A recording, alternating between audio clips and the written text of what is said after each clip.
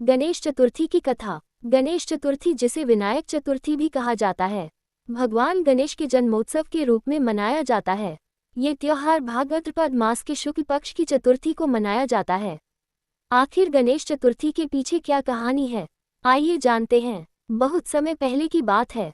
एक समय धन के देवता कुबेर को अपने धन पर अभिमान हो जाता है। वह सोचते हैं, इस दुनिया का सबसे धनी मैं हूँ, मेरे जैसा धन इस दुनिया में कोई भी नहीं। अगर मैं चाहूँ तो कुछ भी खरीद सकता हूँ, लेकिन मुझे अपने इस धन का प्रदर्शन करना होगा और ये तभी मुमकिन हो पाएगा जब मैं सभी देवताओं को अपने यहाँ भोजन पर आमंत्रित करूँगा। यही बात सोचकर सर्वप्रथम धन के देवता कुबेर भोलेनाथ के पास गए और बोले, ही भोलेनाथ, मैं सभी देवताओं को भोजन पर आमंत्रित करता हूँ, परंतु सर्वप्रथम मैं चाहता हूँ कि आप मेरे महल में आकर भोजन ग्रहण करें। कुबेर महाराज, मुझे क्षमा करें, लेकिन मैं आपका यह निमंत्रण स्वीकार नहीं कर पाऊंगा, क्योंकि हमें और पार्वती को उस रोज धरतीलोक पर किसी कार्य के लिए जाना है, जहां से हमें पहले ही निमंत्रण आ चुका है। हम तो नहीं आ पाएंगे, लेकिन हमारा पुत्र गणेश आ जाएगा। कोई बात नहीं, भला अब गणेश कितना ही खा लेगा, भोलेनाथ ना सही, उनका पुत्र ही सही। ठीक है प्रभु, आप गणेश जी को भेज दीजिएगा। ये कहकर कुबेर जी वापस लौट गए। अगले दिन कुबेर जी के घर गणेश जी पधारे। उनके घर आते ही सबसे पहले उन्हें अपना धन दिखाने लगे। आइए गणेश महाराज, आज मैं आपको सोने की थाली में भोजन करवाऊंगा, वो भी कई तरह के पकवान के साथ। फिर जैसे जैसे गणेश जी को भोजन परोसा गया, वो उन्हें खत्म करते जाते और मंगवाए। कुबेर देव जी, अभी मंगवाता हूँ प्रभु। और खीर मंगवाए ना कुबेर देव, और साथ में पूरी भी मंगवाए जी प्रभु, और खाए। हमारे यहाँ किसी भी चीज़ की कोई कमी नहीं है। गणेश जी के सामने और भी ढेर सारे पकवान परोसे जाते हैं, जिन्हें वो पल भर में खत्म कर देते हैं। अभी भी हमारी भूख शांत नहीं हुई। और मंगवाए कुबेर जी, अब क्या मंगवाऊं प्रभु, खाना तो सारा आप ही खा गए, सब खाना खत्म हो गया। क्या सब खत्म हो गया? तो अब ऐसा कीजिए, घर में जो भी फल और काजू बादाम है वही मंगवा दीजिए, मैं तो अभी भी बहुत भूखा हूँ। कुबेर जी अब जो कुछ भी उनके महल में था, वो सब फल, दूध इत्यादि उनके लिए मंगवा देते हैं, जिन्हें वो पल भर में ही खत्म कर देते हैं।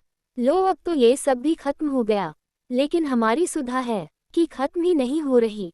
अब इतने धनी देवता के यहाँ से भूखे जाना क्या अच्छा लगेगा, आप ही बताए कुबेर जी। अब कुबेर जी समझ गए कि वह जानबूझकर ऐसा कर रहे हैं।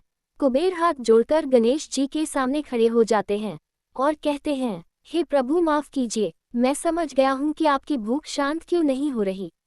मुझे क्षमा करें प्रभु, क्षमा करें। अब मैं कभी अभिमान नहीं करूँगा। मैं समझ गया जो आप समझाना चाहते थे। इसके बाद गणेश जी अपने मूषक पर सवार होकर वहां से चले गए। गणेश जी ने कुछ ज्यादा ही खा लिया था, इसलिए उनका भार मूषक से उठाया नहीं जा रहा था। लगता है आज प्रभु ने कुछ ज्यादा ही खा लिया है, अब इनका भार मुझसे उठाया नहीं जा रहा, कितना भारी लग रहा है। तभी मूषक जी से वो गिर जाते हैं।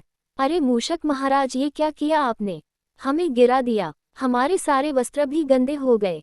क्षमा करें प्रभु, हमें भारी लगा इसीलिए हम उठा नहीं पाए और ऐसा हो गया। तभी उन्हें किसी के हंसने की आवाज आती है। वो इधर उधर देखते हैं, लेकिन उन्हें कोई दिखाई नहीं देता। जब वो आसमान की तरफ देखते हैं तो चंद्रदेव उन्हें देखकर मुस्कुरा रहे थे। तुम्हें अपनी सुंदरता पर बड़ा घमंड है ना चंद्रदेव, तो मैं तुम्हें श्राप देता हूँ, अब से तुम्हारी चमक कम हो जाएगी। अब चंद्रमा को अपनी भूल का एहसास होता है। वो गणेश जी से माफी मांगते हैं। मुझे माफ कर दीजिए गणेश जी, मुझे माफ कर दीजिए, आप अपना श्राप वापस ले लीजिए। प्रभु, कुछ देर बाद गणेश जी का गुस्सा शांत हो जाता है। मैंने जो आपको श्राप दिया है वो पूर्ण रूप से तो समाप्त नहीं हो पाएगा, परंतु चंद्रदेव, माह में केवल एक दिन ही आप पर इसका असर होगा। उसी दिन से माह में एक दिन चंद्रदेव दिखाई नहीं देते।